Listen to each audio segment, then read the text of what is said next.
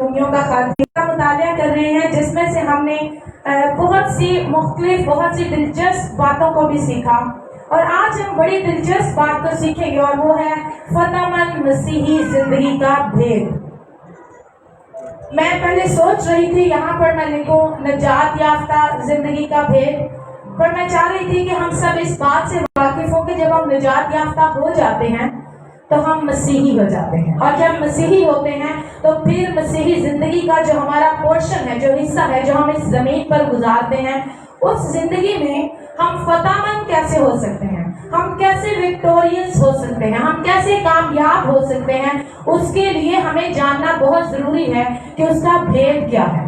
What is the recipe؟ کیا recipe ہے کہ میں ایک فتح مند مسیحی کی زندگی گزاروں؟ سوا کتنے لوگ جاننے کے لیے تیار ہیں؟ کیونکہ مجھے بڑا کریز ہے، آپ سب بھی جانیں گے، اور میں بھی پھر سے اس کو ریوائنڈ کروں گی چیزوں کو، کہ میں مسیح میں ہوتے ہوئے فتح مند مسیحی زندگی کیسے گزار سکتی ہوں یا گزار سکتا ہوں۔ میرے عزیزو، ہم سب جانتے ہیں، ہم سب فضل کے سبب سے بچائے گئے ہیں۔ ہم چوتھے باب میں یہ بات سیکھ چکے ہیں، ہمیں نجات کس کے سبب سے ملی ہے؟ فضل کے سبب سے، اور کس کے وسیلے سے؟ ایمان کے وسیلے سے، اور فضل کے بغیر ہم نجات نہیں پا سکتے۔ یہ بات انڈرسٹوڈ ہے، فضل کے بغیر نجات ممکن نہیں ہے۔ ڈوائٹ لائٹ موڈی خداوند کے عظیم خادم اپنی کتاب میں لکھتے ہیں، میں نے اپنی 42 سالہ زندگی میں ایک بات سیکھی ہے، اور وہ ایک بات یہ ہے، تین باتیں وہ کہتے ہیں میں نے سیکھی ہیں۔ ان میں سے پہلی بات یہ ہے کہ میں نجات پانے کے لیے کچھ بھی نہیں کر سکتا۔ اگر میں نجات پانا چاہوں تو اس کے لیے میں کچھ بھی کر نہیں سکتا۔ وہ کہتے ہیں دوسری بات میں نے یہ سیکھی ہے کہ خدا مجھ سے توقع بھی نہیں کرتا کہ میں کچھ کروں، کیونکہ خدا جانتا ہے کہ میں کچھ بھی کر نہیں سکتا۔ اور وہ کہتے ہیں تیسری بات جو میں نے اپنی خدمت میں سیکھی، اور وہ یہ ہے خدا اس لیے مجھ سے توقع نہیں کرتا کیونکہ اس کے اکلوتے بیٹے یسوع نے آلریڈی کوہ کلوری پر میرے لیے نجات کو ممکن کر دیا۔ اور میں نے کہا کہ ہم فضل کے سبب سے نجات پاتے ہیں، لیکن اس کا مطلب یہ ہرگز نہیں کہ ہم فضل کا غلط استعمال کریں۔ ہم نے سیکھا کہ پولس رسول نے 5ویں باب میں کہا جب گناہ زیادہ ہوا تو فضل اس سے بھی زیادہ ہوا۔ ہم نے لاسٹ سنڈے سیکھا تھا خوشخبری کی بہتات کو، کہ جتنا زیادہ گناہ بڑھا خدا نے اتنا زیادہ فضل بڑھا دیا، جتنی زیادہ موت کا اختیار بڑھا خدا نے اتنا زیادہ زندگی کا اختیار بڑھا دیا، جتنا زیادہ مصیبتوں کا اختیار بڑھا خدا نے اتنا زیادہ آسانیوں کا اختیار بڑھا دیا۔ ہم نے سیکھا کہ خدا نے بہتات سے دیا، خدا نے سب کچھ بنی اور انسان کے لیے بہتات سے دیا، اور ایک بڑی خاص بات کہ جتنا زیادہ گناہ ہوا اتنا زیادہ کیا ہوا؟ فضل بھی ہوا۔ بہت سے ابتدائی کلیسیا میں ایسے مسیحی تھے جو یہ سوچتے تھے کہ اگر ہمیں فضل کے سبب سے نجات ملی ہے تو اس کا مطلب ہے کہ ہم جیسی بھی زندگی گزاریں اس سے کوئی فرق نہیں پڑتا۔ لیکن میرے عزیزو، فضل کا مقصد ہرگز یہ نہیں ہے کہ ہم جیسا بھی طرز زندگی اپنائیں اس سے خدا کو کوئی فرق نہیں پڑتا۔ سپوتین نام کا ایک شخص تھا جس نے اپنے عمل سے، اپنی تعلیم سے اس عقیدے کی تبلیغ کی کہ ہم بار بار گناہ کریں، بار بار توبہ کریں تو ہم پر فضل زیادہ ہوگا، اور اس نے یہ عقیدہ بہت سے ایمانداروں کی زندگی میں پینیٹریٹ کیا، بہت سے ایمانداروں کو اس بات سے واقف کروایا کہ ہم جتنا بھی گناہ کریں گے خدا اتنا زیادہ ہم پر فضل کرے گا۔ اور اس کے باعث کیا ہوا؟ مسیحی نجات پانے کے بعد بھی ایک گناہ بھری زندگی گزارتے تھے یہ سوچ کر کہ خدا ہم پر کیا کرے گا؟ فضل کرے گا، ہم جتنے بھی گنہگار ہیں خدا ہم پر اتنا ہی زیادہ فضل کرے گا۔ کچھ مسیحیوں نے ایسا سوچا کہ کیوں نہ ہم پھر سے شریعت کو رائج کریں۔ اگر ایماندار نجات پانے کے بعد بھی گناہ کرتے ہیں تو پھر ان کو پھر سے شریعت میں لایا جائے، شریعت کے در سے تو گناہ نہیں کریں گے۔ تو رسول نے پھر اس بات کو کہا کہ اگر جس شریعت سے مسیح یسوع نے اپنے لوگوں کو آزاد کیا ہے پھر سے وہ شریعت دینے کا، اگر ہم پھر سے وہ شریعت دیتے ہیں تو اس کا مطلب یہ ہے ہم مسیح کی خوشخبری کو ناکارہ ثابت کرتے ہیں۔ مسیح یسوع نے ہمیں شریعت سے آزاد کیا ہے، لیکن پھر سوال یہ پیدا ہوتا تھا کہ فضل کا غلط استعمال ہوتا تھا. میرے عزیزو، فضل سے ہمیں نجات اس لیے ملی کہ ہم گناہ سے آزاد ہوں. ہم گناہ کے لیے آزاد نہیں ہوئے. ہمیں فضل یعنی انجیل قطعی طور پر اجازت نہیں دیتی کہ نجات پانے کے بعد ہم اپنی طرز زندگی اپنائیں یا ہم پھر سے وہی گناہ بھری زندگی گزاریں. اگر کوئی شخص کہے کہ میں نجات یافتہ ہوں، میں نے اپنی زندگی مسیح یسوع کو دے دی ہے، اور وہ پھر وہی گناہ کرے، پھر وہی زندگی گزارے، تو اس سے بڑی فضل کی تذلیل ہو نہیں سکتی. کیونکہ فضل نے ہمیں گناہ سے بچایا ہے، گناہ کرنے کے لیے نہیں بچایا ہے. اور اسی لیے پولس 6 باب میں اس کنفیوژن کو ختم کرنے کے لیے پہلی آیت میں لکھتے ہیں، بس ہم کیا کریں؟ کیا گناہ کرتے رہیں تاکہ فضل زیادہ ہو؟ اب پولس کہتے ہیں اگر لوگ سوچتے ہیں فضل فضل ہے، ہر طرف آج بھی بہت سے لوگ کہتے ہیں جی یہ فضل کا دور ہے، تو اس کا مطلب یہ ہرگز نہیں ہے اگر یہ فضل کا دور ہے تو ہم گناہ کرتے رہیں. اسی لیے پولس کہتے ہیں کیا ہم کیا کریں؟ ہم اگر فضل ہے تو پھر ہم گناہ کرتے رہیں؟ پھر پولس رسول کہتے ہیں ہرگز نہیں. وہ کہتے ہیں قطعی طور پر فضل ہمیں گناہ میں رہنے کی اجازت نہیں دیتا. اسی لیے کہتے ہیں ہم جو گناہ کے اعتبار سے مر گئے کیوں کر اس میں آئندہ کو زندگی گزارے.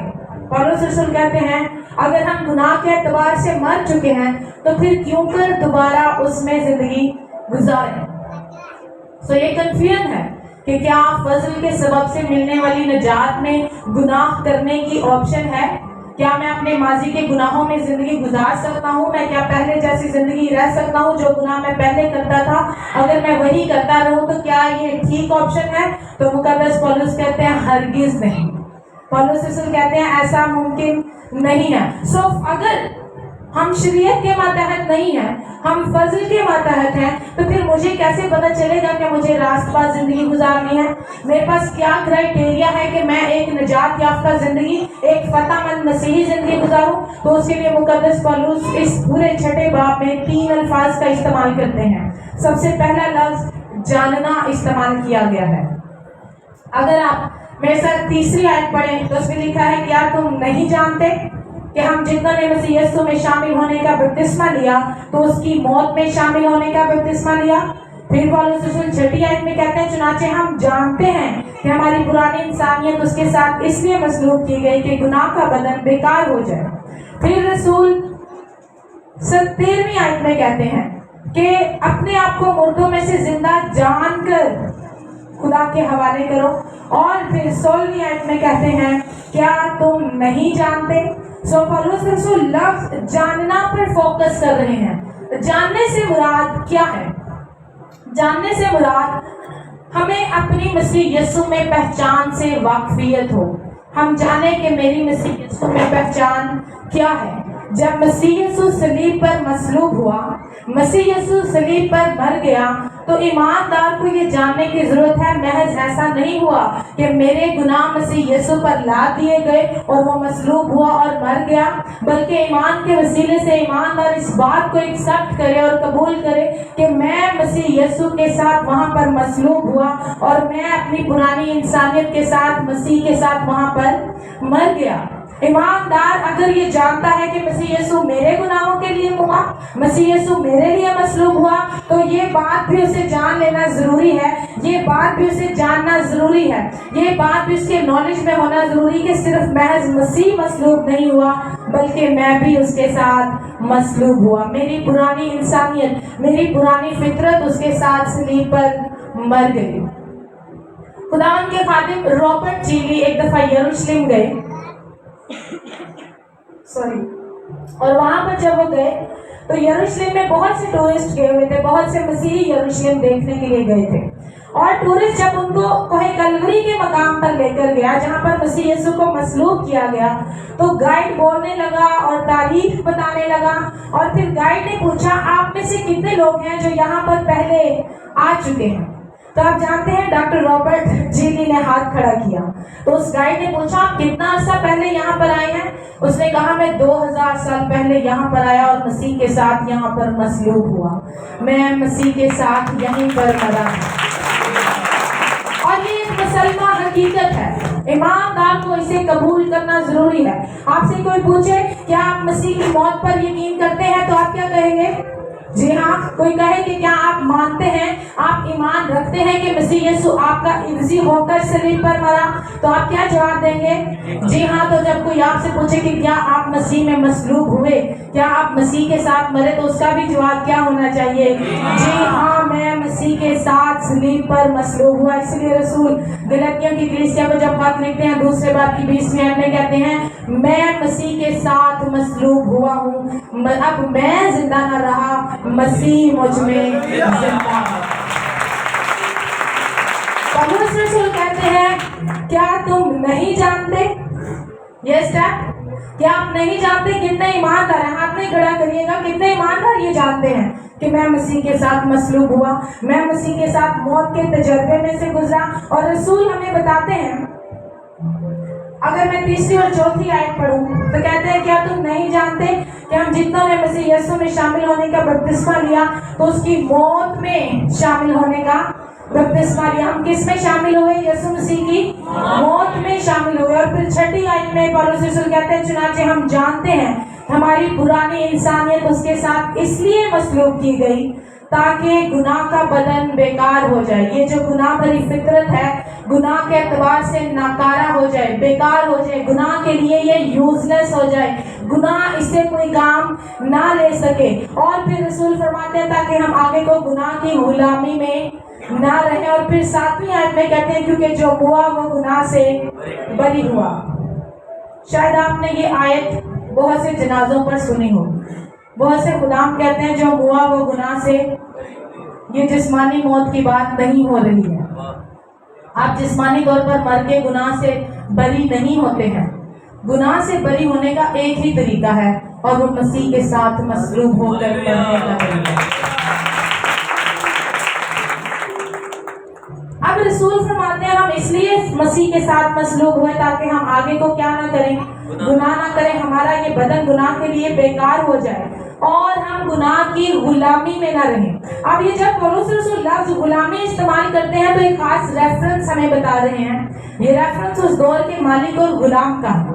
ہوتا کیا تھا، جب کوئی مالک کسی غلام کو خرید لیتا تھا، اس دور میں پوری زندگی کے لیے بھی غلام کو خریدا جا سکتا تھا، اس کی پوری قیمت ادا کی جاتی تھی اور وہ غلام عمر بھر اسی مالک کے پاس رہتا تھا۔ لیکن جب وہ غلام مر جاتا تھا، اس کی ڈیتھ ہو جاتی تھی بیماری کے باعث یا کسی بھی باعث، پھر وہ غلام اس مالک کے انڈر نہیں رہتا تھا، کیونکہ وہ کیا ہوا، مر چکا ہے۔ اور اگر وہ مر چکا ہے تو اب مالک اس سے کوئی کام لے نہیں سکتا۔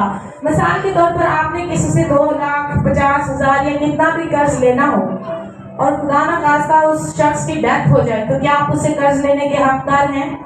کیونکہ وہ مر چکا ہے۔ اسی طرح پولس رسول کہتے ہیں، ہم پر گناہ کا جتنا قرض تھا، ہم جتنے گناہ کے دیندار تھے، ہم گناہ کے جتنے غلام تھے، جب مسیح یسوع کے ساتھ صلیب پر مصلوب ہو گئے تو اب ہم گناہ کی غلامی میں نہیں رہے۔ اب گناہ کا ہم پر کوئی اختیار نہیں رہا۔ گناہ ہمارا ایسا مالک تھا جو نہایت ظالم تھا، جو ہمیں کنٹرول کرتا تھا، ہمارے اٹھنے بیٹھنے چلنے پھرنے کو کنٹرول کرتا تھا۔ لیکن جب ہم مسیح کے ساتھ مصلوب ہونے کا اقرار کرتے ہیں، اس کے ساتھ موت کو اپنے تجربے میں لانے کا اقرار کرتے ہیں، تو پھر موت کا ہم پر کوئی اختیار نہیں رہتا، پھر ہم موت کے غلام نہیں رہے، پھر ہمیں مسیح یسوع میں آزادی مل جاتی ہے۔ اور میں آپ کو بتا دوں، یہ موت آپ کی زندگی میں تبھی ایکٹیو ہوتی ہے جب آپ مسیح یسوع پر ایمان لاتے ہیں۔ ایمان کے وسیلے سے آپ کو کیسے علم ہے کہ آپ مسیح کے ساتھ مصلوب ہوئے؟ ایک ایماندار کیسے جانتا ہے کہ مسیح یسوع کے ساتھ میں مصلوب ہوا، میں مسیح یسوع کے ساتھ مر گیا، میری پرانی انسانیت ختم ہو چکی ہے، میری پرانی فطرت مر چکی ہے؟ کیسے پتہ چلتا ہے؟ کیونکہ کسی خادم نے کہا، یا آپ کو ایسا محسوس ہوتا ہے، یا آپ کے جذبات ہیں؟ صرف اس لیے کیونکہ خداوند کا کلام فرماتا ہے کہ آپ اس کے ساتھ صلیب پر مصلوب ہوئے۔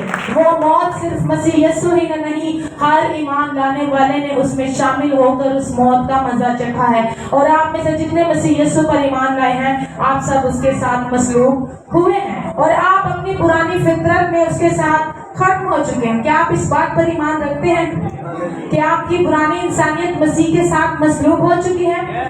پھر رسول صرف موت کا ذکر نہیں کرتے، دوسری بات کہتے ہیں، دفن ہونے کا ذکر کرتے ہیں۔ تیسری اور چوتھی آیت پڑھیے گا۔ کیا تم نہیں جانتے کہ ہم جتنوں نے مسیح یسوع میں شامل ہونے کا بپتسمہ لیا اس کی موت میں شامل ہونے کا بپتسمہ لیا؟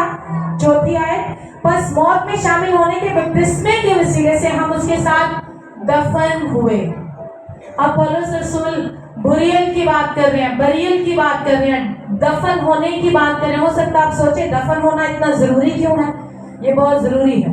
یاد رکھیے گا انجیل کی خوشخبری میں یہ 3 چیزیں نہایت ضروری ہیں: مسیح کا مرنا، مسیح کا دفن ہونا اور اس کا جی اٹھنا۔ ان تینوں میں سے ایک بھی سٹیپ مسنگ ہوتا ہے تو خوشخبری نامکمل ہے۔ آپ کرنتھیوں کے نام پولس رسول کا پہلا خط اس کی 15ویں باب کی 3 اور 4 آیت پڑھیں تو اس میں رسول فرماتے ہیں، چنانچہ میں نے سب سے پہلے تم کو وہی بات پہنچا دی۔ اب آپ اس باب کی پہلی آیت پڑھیں تو وہاں پہ پولس اسے خوشخبری کہتے ہیں، یعنی پولس کہتے ہیں میں نے پہلے تمہیں وہ خوشخبری پہنچا دی جو مجھے پہنچی تھی۔ کیا خوشخبری تھی؟ کہ مسیح کتاب مقدس کے مطابق ہمارے گناہوں کے لیے موا اور دفن ہوا اور تیسرے دن کتاب مقدس کے مطابق مردوں میں سے جی اٹھا۔ مسیح یسوع کا محض مرنا ہمارا اس میں شامل ہونا نہیں بلکہ اس کے ساتھ دفن ہونا بھی ضروری ہے۔ ہم اس کے ساتھ دفن بھی ہوتے ہیں۔ اور دفن ہونا کیوں ضروری ہے؟ جب مسیح یسوع مرا تو ہم اس میں شامل تھے، اور جب وہ دفن ہوا وہ ہمارے گناہوں کو لے کر قبر میں گیا اور ہمارے گناہوں کو وہیں چھوڑا اور اب بھی جلالی اور فتح مند زندگی کے ساتھ مردوں میں سے جی اٹھا۔ اسی لیے رسول کہتے ہیں ہلیلویا، اسی لیے رسول فرماتے ہیں مسیح یسوع ہمارے گناہوں کے لیے دفن ہوا اور ہمیں راست باز ٹھہرانے کے لیے مردوں میں سے جی اٹھا۔ کیونکہ جب وہ مردوں میں سے جی اٹھا پھر آپ کے گناہ وہیں پہ دفن رہے، آپ کے گناہوں کا پھر کبھی ذکر نہیں ہوگا، آپ کی پرانی انسانیت وہاں پہ دفن ہو چکی ہے۔ آپ اکثر کہتے ہیں کہ مٹی پاؤ، اس کا مقصد کیا ہوتا ہے؟ اس بات کو دوبارہ ڈسکس نہ کیا جائے، اس بات کو ختم کیا جائے۔ جب آپ کی پرانی انسانیت مسیح یسوع کے ساتھ اس قبر میں گئی تو وہ انسانیت ہمیشہ کے لیے وہی دفن ہے، وہ اب آپ کے ساتھ واپس نہیں ہے۔ اور یہی بات رسول فرماتے ہیں کہ ہمارا اس کے ساتھ دفن ہونا بھی ضروری ہے۔ اور دلچسپ بات یہ ہے کہ جب مسیح یسوع مصلوب ہوا تو ایماندار اس میں شامل تھے۔ ایسا ہی ہے، جب مسیح یسوع مصلوب ہوا تو میں اس میں شامل تھی، جب مسیح یسوع مرا تو میں بھی اس میں موت میں شامل تھی، جب مسیح یسوع دفن ہوا تو میں بھی اس میں شامل تھی۔ لیکن آپ جانتے ہیں جب مسیح یسوع جی اٹھا تو میں اس میں شامل نہیں بلکہ اس کی زندگی مجھ میں شامل ہو جاتی ہے۔ اسی لیے رسول کہتے ہیں میں زندہ نہ رہا بلکہ مسیح مجھ میں زندہ ہے۔ اب آپ کی زندگی میں مسیح زندہ ہے۔ پولس کہتے ہیں اس بات کو جانیے، آپ کو شریعت کی ضرورت نہیں ہے، آپ کو شریعت کے ماتحت ہونے کی ضرورت نہیں ہے، بس یہ جاننے کی ضرورت ہے کہ آپ کی پرانی فطرت مر چکی ہے۔ It's chapter is closed. آپ کی جو ماضی کی زندگی ہے اس کا چیپٹر ٹھپ ہو چکا ہے، اب آپ کی پرانی زندگی آپ کے ساتھ نہیں ہے۔ رسول کہتے ہیں اس کو جاننا ضروری ہے۔ کتنا ضروری ہے کہ ایماندار اس بات کو جانے کہ جب میں مسیح یسوع کو قبول کرتا ہوں تو میری پرانی زندگی ختم ہو جاتی ہے، میں ایک نئی مخلوق کا تجربہ کرتا ہوں، ہم ایک نئی زندگی کا تجربہ کرتے ہیں۔ اسے جاننا بہت ضروری ہے۔ سینٹ آگسٹین خداوند کے عظیم خادم مسیح یسوع کو قبول کرنے سے پہلے ہماری طرح وہ بھی گنہگار تھے، سب مسیح یسوع کو قبول کرنے سے پہلے گنہگار تھے، اور ان کی زندگی میں کچھ ایسے گناہ تھے جو بہت گمبھیر تھے۔ وہ زناکاری میں بھی تھے اور بھی بہت سی چیزوں میں، لیکن ان کی والدہ مونیکا ان کے لیے بہت دعا کرتی تھی۔ ان کی دعاؤں کا ایک دن جواب ملا، سینٹ آگسٹین تبدیل ہو گئی۔ سینٹ آگسٹین کی زندگی پہلے جیسی نہیں رہی۔ اب ایک دن سینٹ آگسٹین گلی میں سے چلتے ہوئے جا رہے تھے کہ سامنے سے ایک فحشہ عورت آئی جن کے ساتھ سینٹ آگسٹین کے پہلے سے تعلقات تھے۔ اب وہ پروسٹیٹیوٹ سامنے سے چلتے ہوئے آ رہی ہے اور اس نے سینٹ آگسٹین نے جب اس عورت کی طرف دیکھا تو انہوں نے سر نیچے جھکایا اور چلنا شروع کر دیا۔ اب وہ عورت بڑی خوش ہوئی سینٹ آگسٹین کو دیکھ کر اور کہنے لگی آگسٹین آگسٹین یہ میں ہوں، آپ نے مجھے پہچانا؟ اور وہ چلتے ہوئے آگسٹین کی طرف آنے لگی اور کہنے لگی آگسٹین میں ہوں، مجھے پہچانا؟ سینٹ آگسٹین نے اس کی طرف نظر اٹھا کر دیکھا اور کہا پر میں وہ نہیں ہوں۔ ہاللیلویا۔ انہوں نے کہا پہچان کر کہ تم وہی ہو، لیکن میں سینٹ آگسٹین، میں وہ والا آگسٹین نہیں ہوں جس سے تمہارے پہلے تعلقات تھے۔ آج صرف سینٹ آگسٹین کو ہی نہیں، اب سینٹ آگسٹین سے کیا بتانا چاہ رہے تھے क्योंकि पुराना ऑगस्टीन मसीह के साथ मसलूब हो चुका है, वो मर चुका है और वो दफन हो चुका है, अब उसका वजूद नहीं रहा। आज कितने ईमानदार अपनी जिंदगी में ये बात महसूस करते हैं और अपने आप से कहते हैं कि मैं अब पहले वाला नहीं हूँ, अब मेरी जिंदगी पहले जैसी नहीं है, मैं पहले से बड़ा फर्क हो चुका हूँ। और इसीलिए पौलुस कहते हैं कि हमने उसकी मौत में शामिल होने का बपतिस्मा लिया, उसके साथ दफन होने का बपतिस्मा लिया और जी उठने के वसीले से नई मखलूक होने का तजर्बा हमने हासिल किया। इसीलिए रसूल लफ्ज बपतिस्मा इस्तेमाल करते हैं। आप जानते हैं क्यों? क्योंकि हमारा बपतिस्मा इस बात की तस्वीर को पेश करता है। बपतिस्मे का तरीका, आपको पानी में खड़ा किया जाता है, फिर आपकी सांस को रोका जाता है।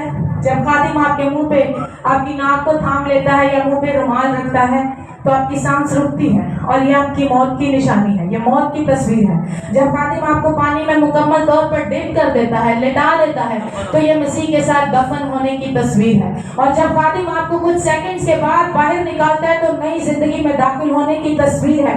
इसीलिए रसूल कहते हैं जब हमने मसीह यीशु में शामिल होने का बपतिस्मा लिया तो उस बपतिस्मे में हमने मसीह के साथ मसलूब होना, दफन होना और जी उठने की तस्वीर को पेश किया। और चाहे दुनिया किसी भी तरीके से बपतिस्मा दे, हम गोते का बपतिस्मा इसलिए देते हैं क्योंकि ये बपतिस्मा हमारे फेथ की तस्वीर को पेश करता है, हमारे ईमान की तस्वीर को। ईमान क्या है? कि मैं मसीह के साथ मसलूब होकर मरा, दफन हुआ और फिर उसके साथ जी उठा हूँ। अब लोग का तस्वीर से क्या फर्क पड़ता है? तस्वीर तो कोई भी हो सकती है, ईमान होना चाहिए। आप बपतिस्मा किसी भी तरीके से दे, इससे क्या फर्क पड़ता है? मेरे जीजो, मैंने कहा, पौलुस ने कहा कि हम मसीह में अपनी पहचान को जानें कि मेरी मसीह के साथ पहचान क्या है। हमारी मसीह के साथ पहचान ये है कि हम उसके साथ मरे, दफन हुए और उसके साथ नई जिंदगी में जी उठे हैं। ये तस्वीर है। और अगर कोई कहे कि तस्वीर से कोई फर्क नहीं पड़ता तो उनसे कहें कि आप आईडी कार्ड या पासपोर्ट बनवाने जाएं और जब वो आपसे तस्वीर मांगे तो आप उन्हें ट्रक की तस्वीर दे दें। उन्हें कहें कि मेरे आईडी कार्ड पे ट्रक की तस्वीर लगा दें, तो क्या वो लगाएंगे? क्यों नहीं लगाएंगे? क्योंकि वो कहेंगे कि ये तस्वीर आपकी पहचान को हम पर जाहिर नहीं करती। इसीलिए गोते का बपतिस्मा आपके ईमान की पहचान को अयान करता है। आप इस बात का इकरार करते हैं कि मेरी पुरानी इंसानियत मसीह के साथ मसलूब हुई, मर गई, दफन हुई और जब मसीह यीशु मुर्दों में से जी उठा तो मैं नई जिंदगी के साथ एक नई मखलूक के तौर पर उसके साथ हूँ। आज कितने ईमानदार ये तजर्बा रखते हैं? हाथ नहीं खड़ा करिएगा, लेकिन कुछ लम्हों के लिए सोचिएगा, जितने नजात याफ्ता हैं, बपतिस्मा याफ्ता हैं, क्या आपके दिल में ये ख्याल आता है या कभी आपको ये कहना पड़ा कि मेरी पुरानी इंसानियत मर चुकी है, मैं मसीह के साथ मर चुका हूँ, मेरी पुरानी इंसानियत उस कब्र में आज भी दफन है, आज मैं नई मखलूक हूँ। कितने ईमानदार ये दिल में सोचते हैं कि मैं नया हूँ, मैं पहले जैसा नहीं हूँ, मैं पहले से तब्दील हूँ। दूसरी बात जो रसूल कहते हैं वो है समझना। ये एक ही बार लफ्ज इस्तेमाल हुआ है और ये निहायत स्ट्रॉन्ग वर्ड है। अगर आप मेरे साथ 11वीं आयत पढ़े तो वहां पे लिखा है, इसी तरह तुम भी अपने आप को गुनाह के एतबार से मुर्दा मगर खुदा के एतबार से मसीह यीशु में जिंदा समझो। पौलुस रसूल ने कहा जब आप जान गए हैं, आप जान गए हैं, आप जानते हैं कि आप मसीह के साथ मसलूब हो गए, आप मर गए, आपकी पुरानी इंसानियत, पुरानी फितरत मर चुकी है, वो नकारा हो चुकी है, तो फिर अब समझे भी कि आप मर चुके हैं। जब जान गए हैं तो फिर समझना भी जरूरी है। और यूनानी जबान में जो लफ्ज समझना के लिए इस्तेमाल हुआ है उसका मतलब है हिसाब किताब करना, कैलकुलेशन करना। अब मैं सोचती हूँ पौलुस रसूल ने यहाँ पर रियाजी की टर्म, मैथमेटिक्स की टर्म क्यों यूज की है? कितने स्टूडेंट्स ये बात जानते हैं कि आप उर्दू में जितनी भी तैयारी करें नंबर कटते हैं, आप बायो में जितना भी पढ़े नंबर कटते हैं। मैथ वाहिद सब्जेक्ट है, जितनी अच्छी तैयारी करेंगे उतने अच्छे नंबर आएंगे, क्योंकि हिसाब किताब गलत नहीं होता। मुझे मैथ्स इसीलिए पसंद था क्योंकि टीचर्स जब चेक करते थे आपका क्वेश्चन बिल्कुल ठीक है तो टीचर 10 में से 10 ही देगा, 9 नहीं दे सकता क्योंकि आपका क्वेश्चन ठीक है। उर्दू में आपने जितना मर्जी खूबसूरत लिखा, जितना मर्जी अच्छा लिखा, टीचर ने फिर भी 7 से ज्यादा नंबर नहीं देने। ये दूसरे सब्जेक्ट्स का प्रॉब्लम है। लेकिन रियाजी का मजे की चीज ये है, रियाजी में अच्छी बात ये है कि अगर आपने हिसाब किताब ठीक किया है तो वो कभी गलत नहीं हो सकती। इसीलिए रसूल कहते हैं कि अगर आप जानते हैं कि आप मसीह के साथ मर चुके हैं, दफन हो चुके हैं, जी उठे हैं नई जिंदगी में, तो इसका हिसाब किताब कर लें, क्योंकि जब आप हिसाब किताब कर लेंगे वो कभी गलत नहीं होगा। वॉचमैन नियम की किताब न्यारी मसीही जिंदगी में लिखते हैं, इसका मतलब यूं है, एक जमा एक कुर्सी जमा एक कुर्सी, कितनी कुर्सियां बनी? 2। ये कराची में भी 2 कुर्सियां हैं, ये अमेरिका में भी 2 ही कुर्सियां हैं, ये पाकिस्तान में गुड लाइफ चर्च में भी कितनी ही कुर्सियां हैं? 2 ही कुर्सियां हैं। एक जमा एक कितने होते हैं? 2। ये आसमान पर भी यही सच्चाई है, जमीन पर भी यही सच्चाई है, पाताल में भी यही सच्चाई है और दोज़ख में भी यही सच्चाई है कि एक जमा एक कितने होते हैं? 2 होते हैं। और जब आप इस बात का हिसाब लगा लें कि मैं मसीह के साथ मसलूब हो चुका, मर चुका और उसके साथ नई जिंदगी में जी उठ चुका हूँ, आप इस चीज का हिसाब लगा लेते हैं तो ये बात ऐसे ही है। चाहे आप बीमार हो आप फिर भी निजात याफ्ता है, चाहे आप अमेरिका में हो आप फिर भी निजात याफ्ता है, चाहे आप जहानाबाद के किसी छोटे से घर में क्यों न रहते हो आप फिर भी निजात याफ्ता है। और रसूल कहते हैं फिर समझे भी, अगर जान गए हैं तो फिर क्या करें? फिर उससे आपके जज्बात पे कोई फर्क नहीं पड़ता। याद रखें, रियाजी हकाइक की आईनादार है, ना कि तस्वुरात की। आपकी इमेजिनेशन, आपकी फीलिंग से इस पे कोई फर्क नहीं पड़ता। ऐसा नहीं कि जिस दिन आप बड़े खुश हैं आपको लगे मैं निजात याफ्ता हूँ, जिस दिन आप बड़े परेशान हैं आपको लगे पता नहीं मैं निजात याफ्ता हूँ या नहीं। No, it's a calculative thing. ये एक हिसाब किताब की चीज है। आप निजात पा चुके हैं, अगर आप जान गए हैं और समझ चुके हैं तो फिर आपकी निजात को आपसे कोई छीन नहीं सकता। मैंने कहा इससे आपकी फीलिंग्स का कोई ताल्लुक नहीं। मिसाल के तौर पर आप सुबह उठे और आपको लगे अभी सुबह के 6 नहीं बजे हैं और आपका दिल करे मैं फिर से रजाई मुंह पे ले लूं क्योंकि अभी 6 नहीं बजे, लेकिन अगर आपके टेबल पर बड़ी अलार्म क्लॉक 6 बजे का अलार्म बजा दे तो फिर आप क्या करेंगे? आप देखेंगे कि उस पर क्या टाइम हुआ है, 6 बजे हैं। आपको यकीन नहीं होता क्योंकि आपको लग नहीं रहा, आपको लगता है मैं तो अभी लेटा ही हूँ और 6 बज भी गए। फिर आप अपने तकिए के नीचे से मोबाइल निकाले और उस पर टाइम देखें तो उस पर भी क्या टाइम है, 6 बजे है। आप खिड़की का पर्दा पीछे करें तो उस पर भी आपको सूरज की लोकेशन बताए कि ये सुबह 6 बजे का टाइम है। बाहर कमरे से अम्मा की आवाज है और जो बेटा स्कूल कॉलेज या ड्यूटी पर जाने का टाइम है तो फिर भी आप क्या ही कहेंगे कि टाइम क्या हो गया है, 6 बज गए। तो आप जो भी महसूस करते हो टाइम क्या हुआ है, 6 बजे हैं। आपके महसूस करने की बात नहीं, बात कैलकुलेशन की है, बात हिसाब किताब की है। तो आप हिसाब लगाएंगे कि 6 बज गए हैं तो इज्जत की बात यही है कि रजाई से उठें और तैयारी शुरू करें। हालेलुया। सो जब आप हिसाब किताब कर लेंगे, आप जान गए कि मैं मसीह के साथ मर चुका हूँ, मेरी पुरानी इंसानियत अब है ही नहीं, तो जब मुर्दा है मुर्दा कुछ कर सकता है? तो जब आपकी पुरानी इंसानियत मर गई तो फिर रसूल कहते हैं हम क्यों कर आइंदा को गुनाह में जिंदगी गुजारें। आप जान चुके हैं क्या गुनाह के एतबार से मर चुके हैं, इसमें आपके जज्बात का कोई लेना देना नहीं है। आप समझ जाए कि मैं गुनाह के एतबार से मर चुका हूँ, आई एम डेड। मेरे अबू बहुत ज्यादा पढ़े लिखे इंसान नहीं थे और शायद इतने ज्यादा स्ट्रॉन्ग भी ईमानदार नहीं थे, लेकिन वो रियल थे। जब उन्होंने सिगरेट नोशी छोड़ी, सिगरेट पीना छोड़ा उन्होंने, तो मेरी आंखों के सामने की गवाही है। बहुत से उनके दोस्त या हमारे रिश्तेदार जब आते उनको ऑफर करवाते तो उनका एक ग्लव्स होता था, फोन खत्म हो गया। आप जानते हो वो क्या कहते थे कि वो सिगरेट पीने वाला याकूब अब जिंदा नहीं है, अब वो पुरानी जिंदगी उसके पास नहीं है। कितने ईमानदार ये समझते हैं कि मैं गुनाह के एतबार से मर चुका हूँ, कितने ईमानदार ये सोचते हैं कि अब मैं हिसाब किताब लगा चुका हूँ। क्या हिसाब किताब लगाया कि मैं मसीह के साथ मसलूब हो चुका हूँ, मैं मर चुका हूँ, मैं दफन हो चुका हूँ, अब मैं नई मखलूक हूँ, अब मैं मसीह में निजात याफ्ता शख्स हूँ, अब मैं पुरानी जिंदगी में वापस जा नहीं सकता। आमीन। अगर आप 6वीं और 11वीं आयत को इकट्ठा पढ़ेंगे तो आपको पौलुस रसूल की इन दोनों बातों की ज्यादा अच्छी समझ आएगी। अगर आप 6वीं आयत पढ़ें तो उसमें लिखा है, चुनांचे हम जानते हैं कि हमारी पुरानी इंसानियत उसके साथ इसलिए मसलूब की गई। कौन सा टेंस है?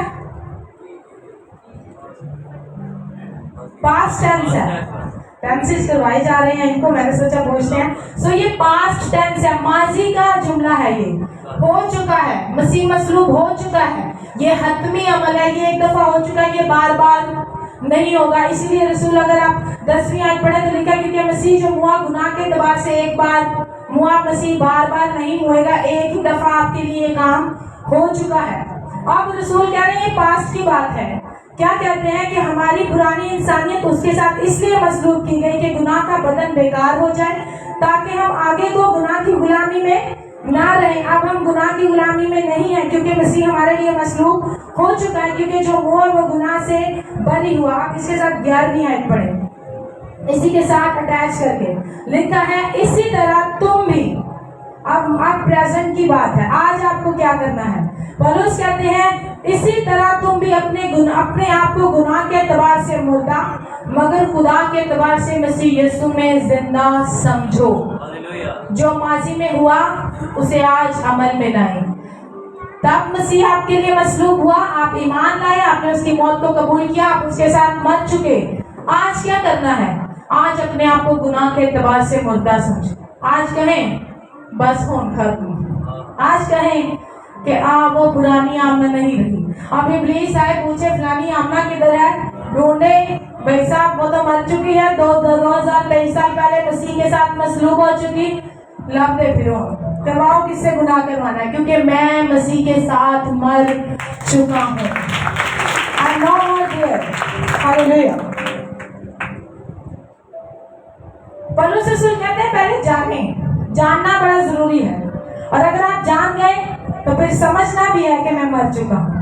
फिर कह नहीं देना कि मैं मरा, बल्कि हर रोज हर सुबह उठ के समझना है, ज़हन में ये बात रखनी कि मैं गुनाह के एतबार से क्या हो चुका हूँ, मर चुका हूँ। मिसाल के तौर पर आपकी जेब में 1000 रुपया है, ठीक है, 1000 है, आपकी जेब में 1000 रुपया है। आप जानते हैं, आपने जेब में से पैसे निकाले, आपको पता चला मेरी जेब में कितने पैसे हैं, ये आप जान गए हैं कि मेरे पास कितने पैसे हैं। फिर आप समझेंगे कितने, कि आपके पास कितने हैं। क्या आप 1500 समझेंगे, 500 समझेंगे, क्या समझेंगे। तो पौलुस कहते हैं जब तुसी जान गए हो कि मसीह ना मार गया, तो फिर समझ के भी रहो कि ऐसे मरे हैं, फिर गुनाह नहीं हो सकता। फिर क्या मुमकिन है कि गुनाह हो, क्योंकि आप जानेंगे कि मैं गुनाह के एतबार से I'm dead। आप गुनाह के एतबार से क्या हैं, मर चुके हैं। और ये आपकी बात नहीं है, मसीह की बात है। मसीह ने आपको नई जिंदगी दी है, मसीह ने आपको रास्तबाजी दी है, मसीह ने आपके लिए कफारा दिया है। ये आपके अमाल की बात नहीं, ये मसीह की रास्तबाजी है जो आपके पास है, जिसको आपको जानना भी है और समझना भी है। क्या आप ईमान के वसीले से जानते और समझते हैं कि मसीह ने मुझे नई जिंदगी दी है, अब मैं पहले जैसा नहीं रहा, मेरी पुरानी फितरत मसीह के साथ मसलूब हो चुकी है। फिर तीसरा और बड़ा अहम मुद्दा है जिसे बहुत से ईमानदार मिस कर देते हैं, ये स्टेप सबसे इम्पोर्टेंट है, अपने आप को खुदा के हवाले करना।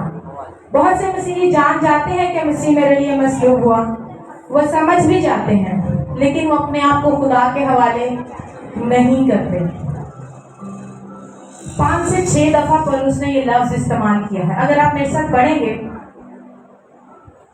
तो 12वीं आयत से शुरू करेंगे तो 13वीं आयत में लिखा है, नाराजगी के हथियार होने के लिए गुनाह के हवाले ना करो।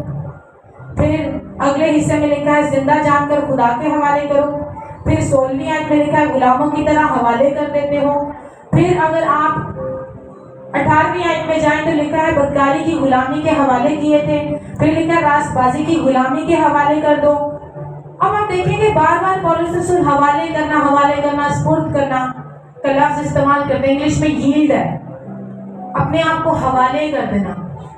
गौर से सुनिएगा, ये पोर्शन मिस नहीं करिएगा, क्योंकि मैं इस पोर्शन के बगैर जिंदगी गुजार चुकी हूँ, मैं इस तजर्बे में रह चुकी हूँ। समझना, जानना कि मैं निजात याफ्ता हूँ और फिर समझना भी, लेकिन हवाले ना करना। अगर आप ये स्टेप अपनी जिंदगी से मिस कर देते हैं तो ये दोनों स्टेप बेकार हो जाएंगे, मैं आपको बता रही हूँ। इसलिए यीशु ने कहा बतेरे मुझे कहेंगे खुदावन جو مجھے اے خداوند کہتے ہیں ان میں سے ہر کوئی آسمان کی بادشاہی میں نہیں جائے گا، وہی جو میرے باپ کی مرضی پر چلتا ہے۔ سو یہ سٹیپ جاننا بڑا ضروری ہے، حوالے کرنا۔ بہت سے مسیحی کہتے ہیں اگر میری پرانی فطرت، اگر میری پرانی انسانیت مسیح کے ساتھ مر گئی ہے، اگر میری پرانی انسانیت مسیح کے ساتھ دفن ہو گئی ہے، پھر مجھے اپنی پرانی فطرت یا پرانی عادات کا سامنا کیوں کرنا پڑتا ہے؟ پھر میری وہی عادتیں میرے سامنے کیوں آتی ہیں؟ پھر وہی میرے گناہ میرے زندگی میں بار بار کیوں آتے ہیں؟ اس کا جواب آپ جانتے ہیں کیا ہے؟ صرف ایماندار اپنے آپ کو مسیح کے حوالے نہیں کرتے۔ ہم اپنے آپ کو خدا کے ہاتھوں میں سونپتے نہیں ہیں، فیصلے پھر بھی ہم کرتے ہیں، مرضی پھر بھی ہم اپنی کرتے ہیں، اور پھر سوچتے ہیں کہ مجھ پر یہ آزمائش کیسے آئی، مجھ پر یہ حالات کیسے آئے، کیوں؟ کیونکہ ہم نے یہ حوالے کرنے والا جو سٹیپ ہے اس کو مس کیا ہے۔ اس کو جاننا بڑا ضروری ہے۔ اب یہ بھی جاننا ضروری ہے کہ ہم نے اپنی پرانی فطرت مسیح کے حوالے نہیں کرنی، ہم نے اپنی نئی زندگی کو مسیح کے حوالے کرنا ہے۔ ہم موسٹ آف دا ٹائمز کہتے ہیں خداوند میرے اندر یہ جو گناہ ہے، میرے اندر یہ جو برائی ہے، میں اس فطرت کو تیرے حوالے کرتا ہوں۔ ہم نے اپنے گناہ والی فطرت کو مسیح کے حوالے نہیں کرنا۔ یاد رکھیں، جاننا ہے اور سمجھنا ہے کہ گناہ والی فطرت تو مر چکی ہے، اب آپ نئی مخلوق کے طور پر زندہ ہوئے ہیں، اور یہ نئی زندگی آپ کو مسیح کے حوالے کرنی ہے۔ یہ کام مکمل طور پر خدا کا ہے۔ یاد رکھیں، آپ خدا کے بغیر یہ کر نہیں سکتے، اور خدا آپ کے بغیر کرے گا نہیں۔ جب تک آپ اپنے آپ کو مسیح کے حوالے نہیں کریں گے، آپ راست باز فتح مند مسیحی زندگی کا تجربہ نہیں کر سکتے۔ ہم اس چیز کو نہیں جان پائیں گے کہ میں کیسے اپنے گناہوں پر غالب آ سکتا ہوں۔ اس کے لیے 3 سٹیپس ہیں۔ سب سے پہلا سٹیپ ہے، بڑا اہم سٹیپ ہے یہ، گناہ کو تخت سے ہٹائیں۔ سب سے پہلا سٹیپ کیا ہے؟ گناہ کو تخت سے ہٹائیں، کیونکہ پولس کہتے ہیں پہلے ہم کس کے غلام تھے؟ گناہ کے غلام تھے۔ ہمیں کون کنٹرول کرتا تھا؟ گناہ کنٹرول کرتا تھا۔ جب آپ کی پرانی فطرت مر گئی، آپ گناہ کے اعتبار سے آزاد ہو چکے ہیں۔ جب آپ گناہ کے اعتبار سے آزاد ہو گئے تو پھر گناہ کو تخت سے ہٹانا ضروری ہے۔ کنٹرول روم میں سے گناہ کو باہر نکالنا ضروری ہے۔ آپ میرے ساتھ نکالیے 12ویں اور 13ویں آیت۔ بس گناہ تمہارے فانی بدن میں بادشاہی نہ کرے۔ گناہ کیا نہ کرے؟ ہمارے فانی بدن میں بادشاہی نہ کرے۔ اسے کہ بھائی صاحب تخت سے اتر جائیں، آپ کا کام ختم ہو گیا، ووٹنگ آپ کے خلاف آ گئی ہے، یسوع نے میری نجات کر دی ہے، اب آپ مجھے کنٹرول نہیں کر سکتے، آپ تخت سے اتریں۔ اب رسول کہتا ہے تمہارے فانی بدن میں بادشاہی نہ کرے کہ تم اس کی خواہشوں کے تابع رہو۔ اور یہ ایکٹیو ٹینس ہے، یہ آپ کو کرنا ہے، آپ کے لیے کوئی اور ایسا نہیں کرے گا۔ پھر اور اپنے ذات راستے کے ہتھیار ہونے کے لیے گناہ کے حوالے نہ کیا کرو۔ کیا کرنا ہے؟ اپنے تخت سے کس کو ہٹانا ہے؟ گناہ کو اس کے تخت سے ہٹانا بڑا ضروری ہے۔ اسے اس بات کا اظہار کرنا ضروری ہے۔ عام لفظوں میں کیا کرنا ہے؟ جب آپ نے اپنی نجات کا اقرار کیا، بپتسمہ لیا، توبہ کی، آپ نے اپنے گناہوں کا اقرار کر کے ان سے توبہ کی اور کہا کہ میں اپنی زندگی مسیح یسوع کو دیتا ہوں، تو اس کے بعد آپ کو کیا کرنا ہے؟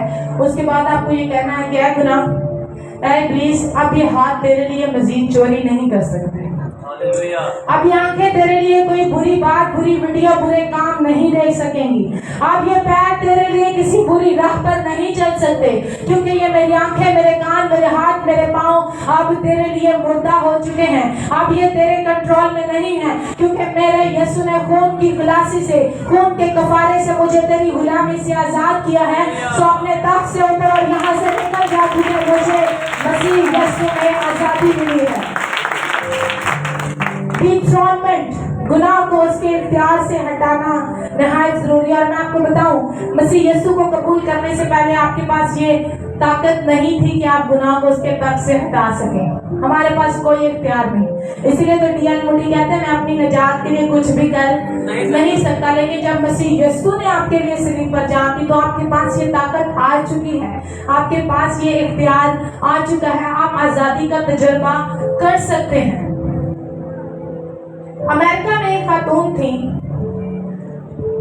ان کے تھوڑے سے مالی حالات برے ہوئے تو انہوں نے سوچا میں اپنا اپارٹمنٹ کرائے پہ دوں، کسی کو اپنے ساتھ گھر میں رکھ لوں تاکہ میرے حالات بہتر ہو جائیں۔ سو ایک شخص آیا وہاں پر رہنے کے لیے، اس عورت نے اس شخص کو اپنے ساتھ رکھ لیا، لیکن جب کچھ دن گزرے تو اس عورت کو یہ احساس ہوا کہ یہ شخص نہایت برا انسان ہے، یہ میرے گھر کے ماحول کو خراب کرتا ہے اور کسی دن یہ میرے لیے بھی خطرے کا باعث ہو سکتا ہے۔ اس عورت نے اس شخص سے کہا کہ آپ میرے گھر سے چلے جائیں۔ اس شخص نے کہا میں نہیں جا سکتا، میں نے آپ کو کرایہ ادا کیا ہے، اب آپ مجھے یہاں سے نکال نہیں سکتے۔ وہ ہر روز پریشان ہوتی، دکھ ہوتی، سوچتی میں کیسے اسے اپنے گھر سے نکالوں۔ اس پریشانی کے عالم میں نہ وہ اسے لڑ سکتی تھی، ایک تو وہ خاتون تھی اور وہ شخص چونکہ بڑا منفی تھا، اس کے ساتھ وہ جسمانی لڑائی بھی نہیں کر سکتی تھی۔ سو وہ اسے اپنے آپ کو کمزور محسوس کیا، لیکن اسے کہتی تھی میرے گھر سے نکل جاؤ، وہ کہتا تھا میں تمہارے گھر سے نہیں نکلوں گا۔ آپ جانتے ہیں ایک دن اس عورت نے کیا کیا؟ اس نے ایک دن اجاز بھائی جیسے وکیل کو رابطہ کیا اور کہنے لگی میں بڑی پریشان ہوں، اس بھائی نے میری ناک میں دم کیا۔ پھر اب اجاز بھائی صاحب گئے اور کورٹ سے آرڈر لائے کہ یہ شخص آج ہی اس گھر سے باہر نکلے۔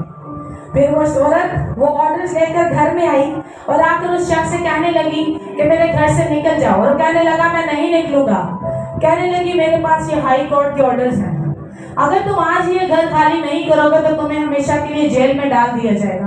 آپ جانتے ہو اس شخص نے کہا اوکے اوکے میں بھی جا رہا ہوں۔ ابلیس آپ کی زندگی میں ایسے کرتا ہے، جب آپ نجات یافتہ ہوتے ہیں وہ پھر آ کر آپ سے کہتا ہے آپ تو رہ ہی نہیں سکتے گناہ کے بغیر، آپ تو بدی کے بغیر رہ ہی نہیں سکتے، یہ تو آپ کی عادت ہے، آپ شراب نہیں چھوڑ سکتے، آپ سگریٹ نہیں چھوڑ سکتے، آپ بری عادتیں نہیں چھوڑ سکتے، آپ شروع سے میرے ساتھ رہے ہیں، اب آپ کو رہنا پڑے گا۔ تو جب کبھی ابلیس آپ کے دل میں آپ کے خیالات میں ایسی بات ڈالے تو آپ اسے ہائی کورٹ کے آرڈرز دکھائیں، اسے ہائی کورٹ کے آرڈرز دکھائیں اور اسے کہا رابی اسی وقت اگر تم میری زندگی سے نہ نکلے تو تمہیں ہمیشہ کی جیل میں ڈال دیا جائے گا۔ کیونکہ رومیو 6 باب کی 4ویں آیت میں پالوس کہتے ہیں آپ گناہ کا تم پر کوئی اختیار نہیں ہے۔ یاد رکھیں اس کا آپ پر کوئی اختیار نہیں ہے، گناہ سے ڈرنے کی ضرورت نہیں ہے۔ آپ اسے ہائی کورٹ کے آرڈرز دکھائیں اور اسے کہیں آج کے بعد میری زندگی پر تیرا کوئی اختیار نہیں ہے، چاہے وہ آپ کی کتنی پرانی عادت کیوں نہ ہو، چاہے آپ کتنے ہی عادی کیوں نہ ہو۔ جب آپ اسے ہائی کورٹ کے آرڈرز دکھائیں گے آپ تجربہ کریں گے گناہ آپ کی زندگی میں نہیں رہے گا۔ پھر صرف یہی نہیں کرنا، آپ نے صرف گناہ کو اس کے تخت سے نہیں ہٹانا، اس تخت کو پھر خالی نہ چھوڑیں۔ جب آپ نے ابلیس کو اس کے تخت سے ہٹا دیا، گناہ کو اس کے تخت سے ہٹا دیا تو اس تخت کو خالی نہیں چھوڑنا، ایویں کوئی بھی نہ آ کے بیٹھ جائے۔ اب جب حالات خراب ہوتے ہیں ہر ایک کا ہوتا ہے کہ میں وزیر اعظم بن جاؤں میں، تو آپ تخت کو خالی نہ چھوڑیں، بہتر ہے کہ آپ اس تخت پر اپنے منجی کو بٹھائیں، آپ اپنے شافی کو، اپنے نجات دہندے کو اس تخت پر بٹھائیں، اپنے آپ کو اس کے تابع کریں اور کہیں آج سے میری زندگی مسیح یسوع کے اختیار میں ہے، آج سے میری زندگی اس کے ہاتھ میں ہے، آج سے وہ مجھے کنٹرول کرے گا۔ اور یہی بات پولس رسول 13ویں آیت میں کہتے ہیں، پہلے وہ 12ویں میں کہتے ہیں بس گناہ تمہارے فانی بدن میں بادشاہی نہ کرے کہ تم اس کی خواہشوں کے تابع رہو۔ پھر اب کیا کرنا ہے؟ اور اپنے اذان ناراستی کے ہتھیار ہونے کے لیے گناہ کے حوالے نہ کرو، سے نو ٹو سے، گناہ کو کہیں نو مور۔ اس کے بعد رسول فرماتے ہیں بلکہ اپنے آپ کو مردوں میں سے زندہ جان کر، اب آپ مردوں میں سے کیا ہوئے ہیں؟ جی اٹھے ہیں، اب آپ گنہگار نہیں بلکہ راست باز ہیں۔ تو پولس کہتے ہیں اپنے آپ کو مردوں میں سے زندہ جان کر خدا کے حوالے کرو اور اپنے اعزاز راست بازی کے ہتھیار ہونے کے لیے خدا کے حوالے کرو۔ کیوں؟ اس لیے کہ گناہ کا تم پر کوئی اختیار نہ ہوگا، کیونکہ تم شریعت کے ماتحت نہیں بلکہ فضل کے ماتحت ہو۔ کیا فضل کی بادشاہت کو سیلیبریٹ کرتے ہیں؟ تو فضل کے لیے زوردار تالیاں بجائیں، کیونکہ اب گناہ کا آپ پر کوئی اختیار نہیں رہا۔ آخری نقطہ بڑا اہم ہے، ہم نے گناہ کو اس کے تخت سے ہٹایا، اپنے منجی کو مسیح یسوع کو اس تخت پر بٹھایا، تو پھر آخری نقطہ ہے اپنے آپ کو راست بازی کے، خدا کے غلام بنانا۔ اس آخری آیت کو پڑھنا چاہوں گی، آپ میرے ساتھ اگر 18ویں آیت سے پڑھیں، اور گناہ سے آزاد ہو کر راست بازی کے غلام ہو گئے، میں تمہاری इंसानी कमजोरी के सबब से इंसानी तौर पर कहता हूँ, जिस तरह तुमने अपने अज़ाब बदकारी करने के लिए नापाकी और बदकारी की गुलामी के हवाले किए थे। पहले आप क्या करते थे? नापाकी और बदकारी की गुलामी में थे।